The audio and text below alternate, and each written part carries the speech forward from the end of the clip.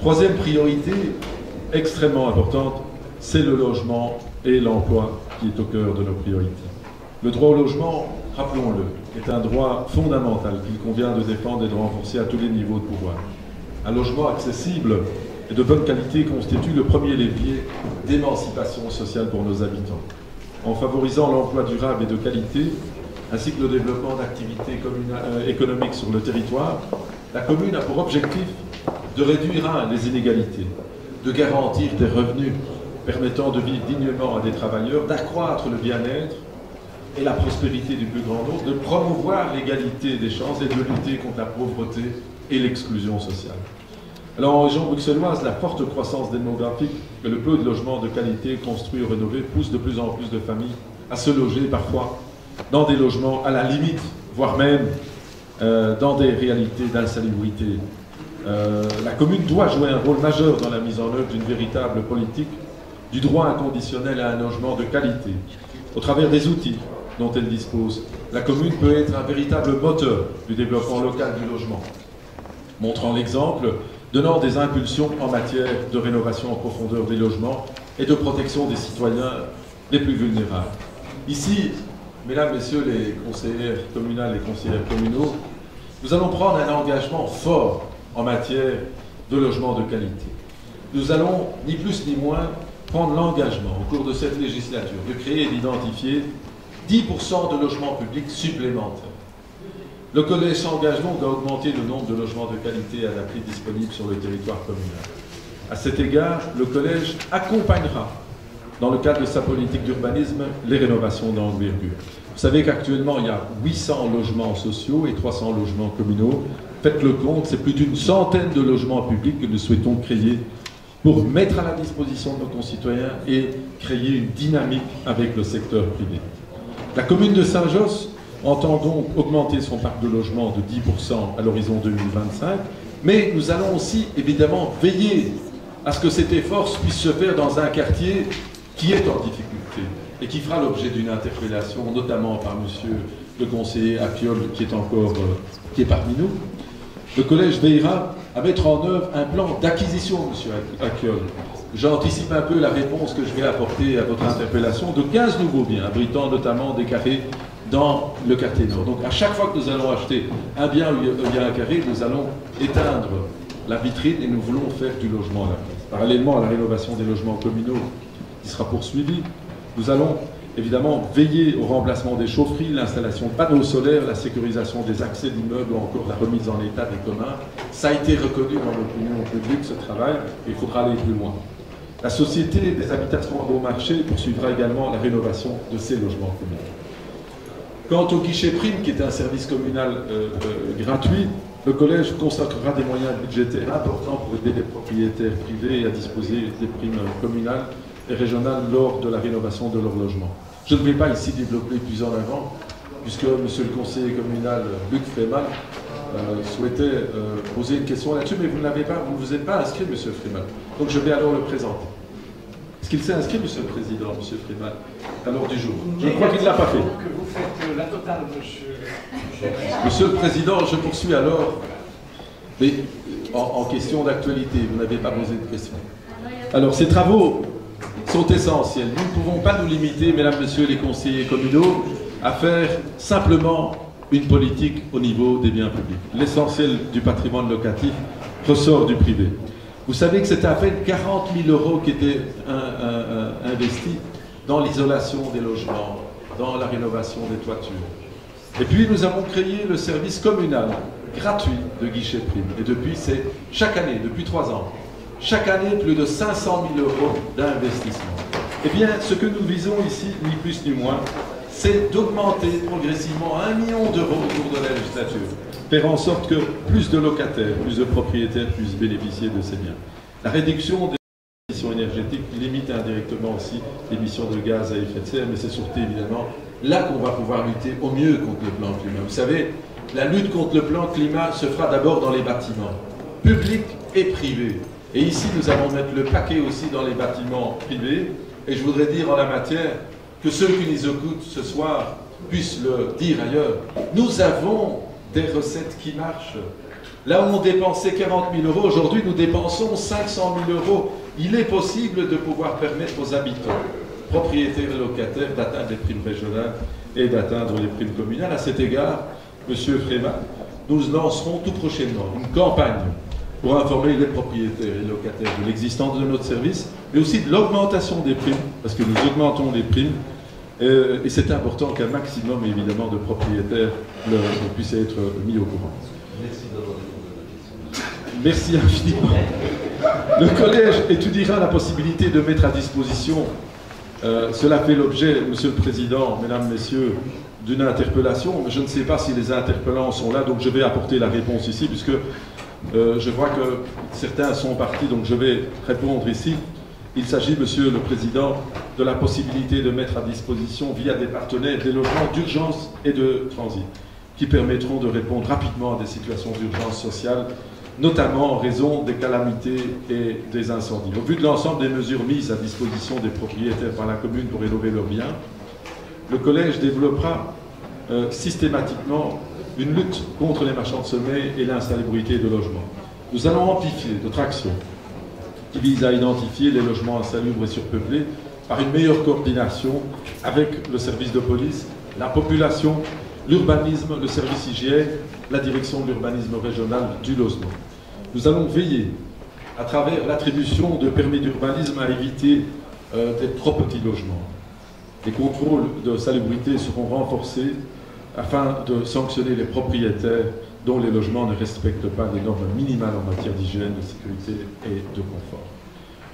Je le disais, à côté du logement, l'emploi et le pouvoir d'achat sont au cœur des priorités de nos concitoyens.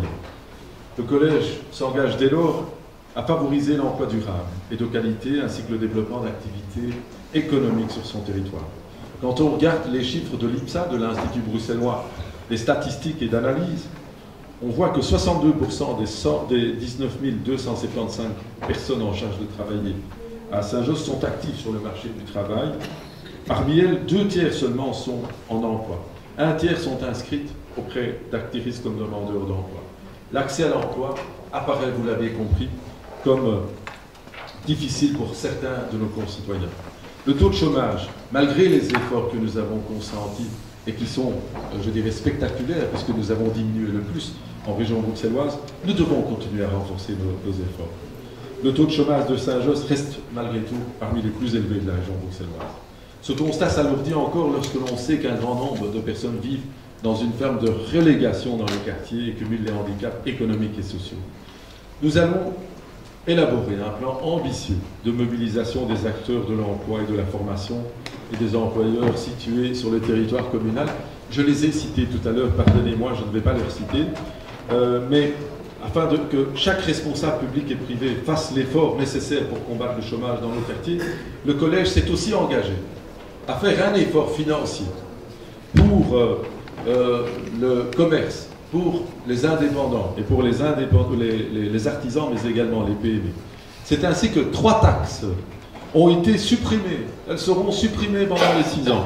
La taxe sur les enseignes lumineuses, sur les étals pour les marchands de fruits et de légumes, et la taxe pour les terrasses de restaurants ou de brasseurs ou de café.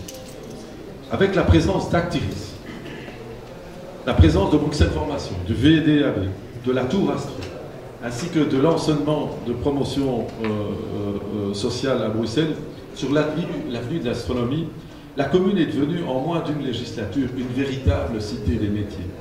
Elle dispose en conséquence de tous les leviers pour faciliter la mise en relation des demandeurs d'emploi et des employeurs de nos noms.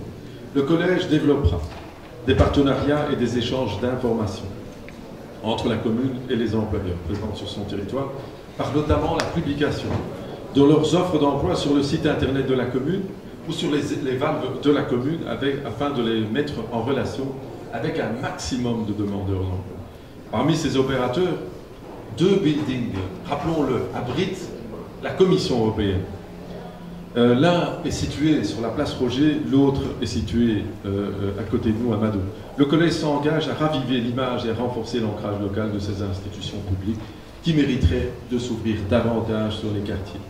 Vu le nombre très faible voire vraiment inexistants de tous nos doigts en stage ou en contrat de travail au sein des institutions européennes, le Collège prendra contact avec la Commission européenne ainsi qu'avec le Commissariat à l'Europe et aux organisations internationales afin qu'un partenariat puisse voir le jour au plus grand bénéfice de nos jeunes et des habitants en formation en recherche d'emploi.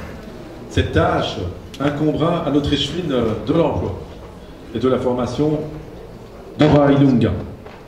La même démarche sera réalisée pour l'ensemble des opérateurs économiques.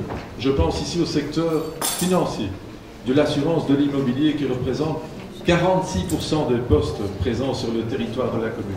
46% des postes à Saint-Josse, c'est les banques, les assurances, les hôtels et les administrations publiques européennes, régionales, communales. Pour faciliter cette mise en relation, le Collège organisera les Grenelles de l'emploi en rassemblant autour d'un même objectif tous ses partenaires. Parallèlement, le Collège continuera à mener une politique volontariste de mise à l'emploi et d'insertion de demandeurs d'emploi fragilisés en activant des aides régionales et fédérales. Permettez-moi ici de féliciter encore une fois nos services communaux et les services du CPS et le président du CPS. En pas moins d'une législature, mesdames, messieurs les conseillers communaux, c'est pas moins de 700 tenaudois qui ont été mis au travail dans le cadre de procédures d'article 60. Nous voulons, au cours de la prochaine législature, aller plus loin. On n'a pas encore estimé le chiffre, mais je pense qu'avec le président du CPS, nous devrons atteindre les 1000 articles 60 pour la prochaine législature. Vous imaginez 1000 personnes bénéficiaires de l'aide sociale qui vont pouvoir travailler grâce à ce projet soutenu par la commune et le CPS. Le Collège valorisera aussi la commune et ses habitants à travers leur savoir-faire. Nous allons favoriser l'émergence des indépendants sur notre territoire en leur accordant l'aide nécessaire au développement de leurs activités, créer leur propre emploi pour leur statut d'indépendant afin d'échapper au chômage. Et ils sont porteurs évidemment de beaucoup de choses positives dans nos quartiers. Je rappelle que nous allons poursuivre et renforcer aussi le règlement de primes pour la relance de l'activité économique pour les commerçants subissant des travaux de voirie au moins depuis 2 mois. Vous savez qu'on est la seule commune en région bruxelloise à donner une prime pour la relance des commerces qui subissent de plein fouet les travaux au moins pendant 2 mois, qu'ils agissent d'une voirie communale ou d'une voirie régionale. Nous avons déjà octroyé au cours des 6 derniers mois de l'année 2018, 64 000 € à des commerçants indépendants et artisans qui en avaient grandement besoin, sinon c'était la clé très souvent sur le paillasson. Et vous avez remarqué que contrairement à ce qui s'était passé lors d'une précédente législature, nous n'avons pas eu trop de problèmes, trop de difficultés avec les commerçants et les indépendants qui ont bien apprécié l'accompagnement des projets de réaménagement des voiries, mais aussi le soutien.